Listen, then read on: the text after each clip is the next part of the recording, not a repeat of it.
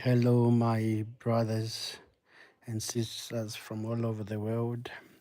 I am going to be sharing with you my podcast here on Psalm 23. Let's listen to it and share the wisdom of God. Welcome to the deep dive. When we try to soothe our modern anxiety, we usually turn to highly technological solutions, right? Oh, absolutely. Yeah. We've got these uh, algorithmic meditation apps that are perfectly calibrated to lower our heart rate, or white noise machines simulating rain. Right. Or we just resort to endless doom scrolling to kind of numb the brain. Exactly. Scrolling. It's like we tend to treat human stress like it's a software glitch that we can just patch with the right app. But today, we are looking at a YouTube explainer video that argues the ultimate survival guide for the human nervous system was actually written about 3,000 years ago. Yeah, which is pretty wild to think about. It is. And we're talking about Psalm 23. You know the one, even if you didn't grow up in a religious household, you have definitely heard it. The Lord is my shepherd. It's woven into our cultural wallpaper at this point. It really is. I mean, it's printed on greeting cards, it's recited at funerals, it's referenced in movies. And because it is so incredibly ubiquitous, it's so easy to just completely gloss over it. You just kind of tune it out. Right. Our brains recognize today, it strips away that familiarity. It treats this ancient text not just as a, nice piece of comforting literature, but as a highly sophisticated psychological and theological tool. Okay, let's unpack this, because our mission for this deep dive is to look past that needlepoint pill of familiarity, right? We're going to explore the really profound, vivid imagery locked inside this poem and figure out exactly how these ancient metaphors were designed to work on the human mind. Exactly. We're going to see how a text written roughly 3 millennia ago is still perfectly engineered to speak to you, the modern listener.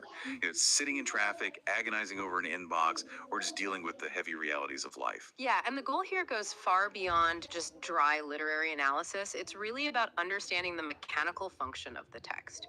Because this poem, it was designed to act as an anchor. An anchor, yeah. Right. It offers a framework for resilience that is, frankly, desperately needed by a modern audience facing constant information overload. Okay, so to understand how this text actually accomplishes that, I think we need to look at the baseline imagery that establishes the entire first half of the poem. The metaphor of the Good Shepherd. Right. It starts, "The Lord is my shepherd, I shall not want. He makes me lie down in green pastures. He leads me beside still waters." And, when I hear that today, my modern brain translates that to a psychological equivalent. Oh, sure. How so? To me, that imagery is the equivalent of finally turning off your phone, closing all 47 of your open browser tabs, and just getting a full uninterrupted 8 hours of sleep. It's total decompression. I love that analogy, and honestly, that is the exact psychological state the poem is describing. Really? Oh, yeah. For an ancient audience in the Near East, sheep were famously defenseless, entirely dependent creatures. I mean, they aren't great at finding their own food in an arid climate. They kind of just wander. Exactly. So green pastures isn't just a pretty Bob Ross landscape, right? It represents absolute total provision. It means survival is guaranteed for the day. And the still waters detail that the video highlights is incredibly specific, because sheep are actually terrified of fast-moving water. Wait, really? Why is that? Are they just skittish animals by nature? Well, they are, but it's actually a mechanical issue with their wool. Their coats act like giant sponges. Oh, I never thought about that. Yeah. So if they slip and fall into a rushing river, the wool absorbs the water instantly, they get weighed down, and they literally drown. And they intuitively know this. That's terrifying for them. It is. Yeah. So they literally cannot drink unless the water is completely calm. So the shepherd isn't just pointing them toward a river. He is actively finding the right kind of water, or even physically damming up a stream to create a quiet, safe pool so the animal can actually drink without panic. Wow. That is a profound level of accommodation for the animal's specific anxieties. But wait, I'm stuck on the vibe of this scene. What do you mean? Well, when we picture a shepherd today, we imagine this incredibly relaxing, passive figure, right? Just a guy leaning on a staff, maybe playing a little wooden flute while the sheep graze peacefully in a meadow. Is that what we're supposed to picture here? Like a passive, relaxing guardian? No, not at all. What's fascinating here is that the historical reality of the ancient Near East points to something much grittier. Okay, gritty how? Well, the theological significance of the shepherd's role is anything but passive. To get a flock of sheep to actually lie down and rest, they have to be completely free from fear, free from friction with other sheep, free from pests, and free from hunger. That sounds like a lot of work. It's a massive amount of work. Yeah. The ancient shepherd is essentially a bodyguard and a wilderness guide rolled into one. I mean, he is constantly scanning the horizon for predators like wolves, lions, and bears. Lions and bears. Yes, and he's checking the ground for poisonous plants. He's actively managing the flock's dynamics so the bigger sheep don't, bully the smaller ones away from the food. Oh, wow. So the peace of the sheep is entirely contingent on the hypervigilance of the shepherd. Precisely. The sheep can experience that deep, uninterrupted rest, that browser tabs close level of peace you mentioned, only because the shepherd is taking on the stress of the environment. The shepherd carries the mental load. Exactly. The poem is establishing a theology of an active guardian. The divine isn't just setting up a nice terrarium and stepping back, The divine is actively managing this hostile environment so the vulnerable creature can safely rest. The comfort comes not from the sheep's own ability to fight off a wolf, but from their proximity to the one who holds the staff. Okay, that completely reframes the opening for me. It's not a peaceful meadow, it's a secured perimeter. That's a great way to put it. But of course, closing our browser tabs and resting in the green pasture is great, but human brains aren't really wired to rest forever. Eventually, our survival instinct kicks in, and the scenery has to change. Life just forces a transition. It always does. And the video highlights this massive contrast where the poem takes a very sharp, very dark turn into the Valley of the Shadow of Death, or sometimes translated as the Valley of Deep Darkness, I think. Yeah, both are used. Right. And it paints a picture of this terrifying claustrophobic gorge. Why was that such a visceral, frightening image for people back then? Mostly because of the actual geography of ancient Judea. To move a flock from winter pastures in the lowlands to summer pastures up in the mountains, you had to travel through these steep, narrow canyons known as wadis. Okay, wadis. Yeah, and they are basically geological bottlenecks. The walls are sheer, the shadows are deep, which, by the way, is perfect cover for ambushing predators. Oh, great, more predators. Always more predators. And on top of that, they are incredibly prone to flash floods. Like a localized rainstorm miles away can send a literal wall of water down a wadi with absolutely zero warning. So it's basically a death trap. It is the ultimate environment of vulnerability.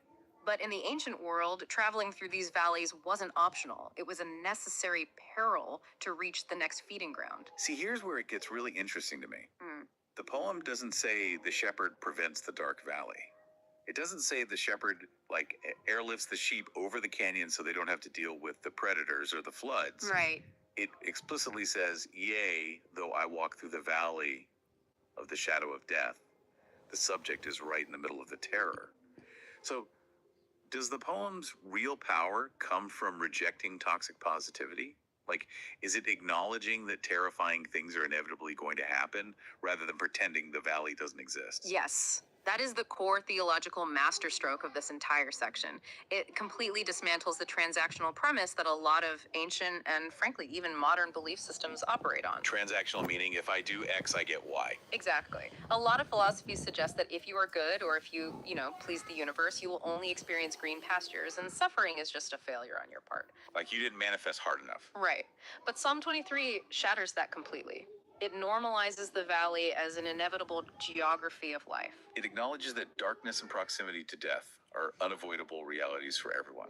But if the sheep still have to walk through the terrifying canyon, what is actually providing the comfort? Well, if we connect this to the bigger picture, the comfort comes from a profound psychological and linguistic shift that happens right in the middle of the valley. A linguistic shift. Yeah. Pay attention to the pronouns. In the green pastures, the speaker talks about the shepherd in the third person. He makes me lie down, he leads me. But the moment the poem enters the Dirk Valley, the pronouns shift. It becomes deeply intimate. I will fear no evil, for you are with me. Oh, wow. I never noticed that. It shifts from he to you. The darkness forces an intimacy that the green pastures didn't require. Psychologically speaking, trauma is rarely just about the bad thing that is happening. Trauma is largely driven by the feeling of being entirely alone while the bad thing is happening. That makes a lot of sense. The isolation makes the pain unbearable. Right, so the comfort provided here isn't the unrealistic promise that you will never suffer. The comfort is the absolute assurance of divine presence in the midst of that suffering. The isolation is broken. And the poem mentions the shepherd's tools right after that, right? Yeah. Your rod and your staff, they comfort me. But how do a couple of sticks provide comfort? It comes back to the mechanical function of those tools in the hands of that active guardian we talked about earlier. The rod was essentially a weapon. Like a club. Yeah, a short, heavy club used for defense to literally fight off wolves or bears. The staff was the longer stick with a crook at the end, which was used to guide the sheep or hook them by the chest to pull them out of a ditch. Okay, so it's offense and defense. Exactly. So say your rod and your staff comfort me is the sheep recognizing that the shepherd is fully equipped to handle the threats of the valley. It's the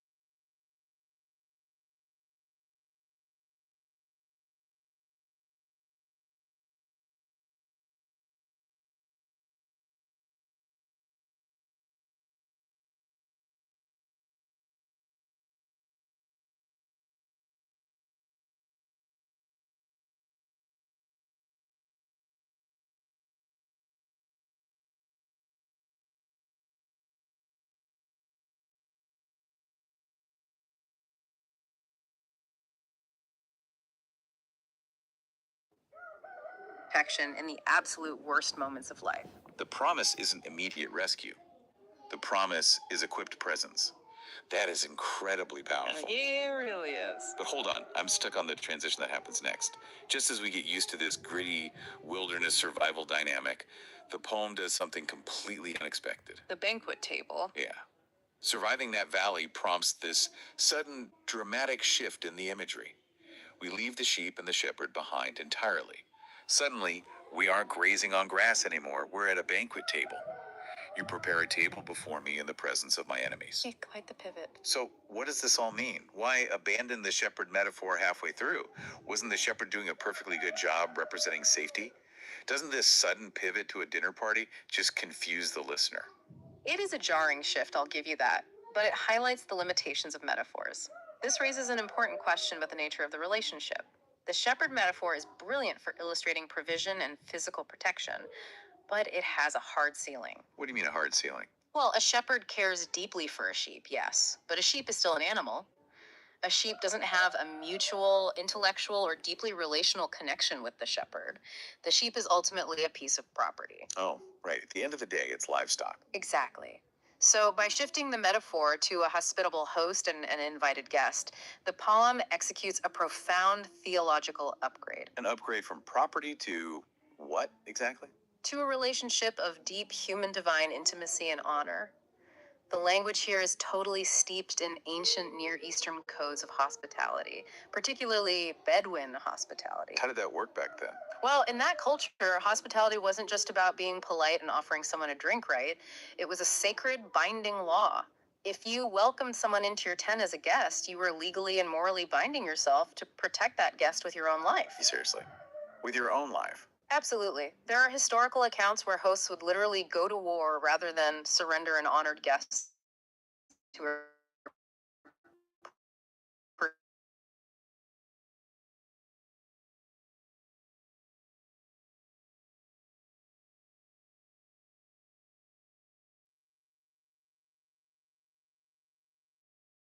Host, you wouldn't understand the gritty journey through the valley. And it was just the shepherd.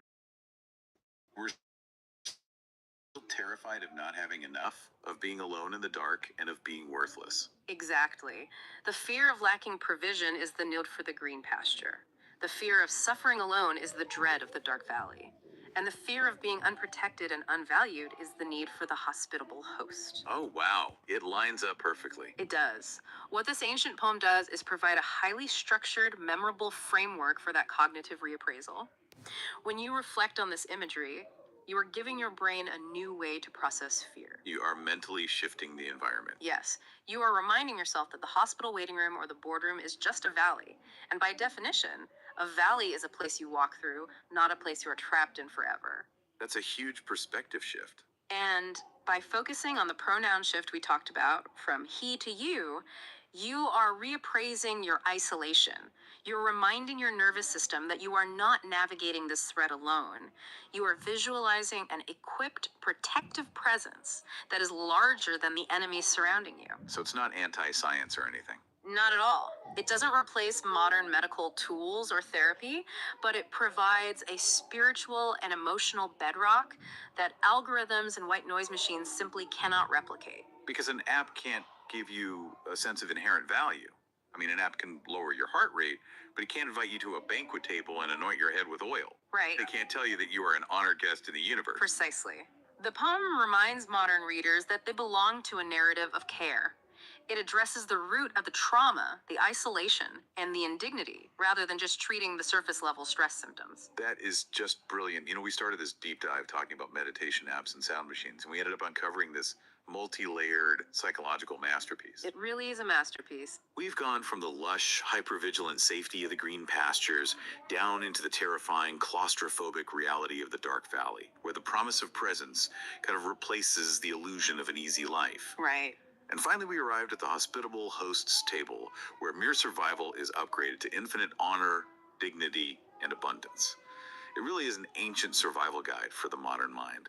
So I want to thank you, the listener, for coming along on this exploration of this video with us, looking past the needlepoint pillow version of this poem and seeing the profound machinery underneath. It truly is a text that rewards every ounce of attention you give it. And as we leave you today, I want to pose a question based on everything we've unpacked. Yeah, let's hear it.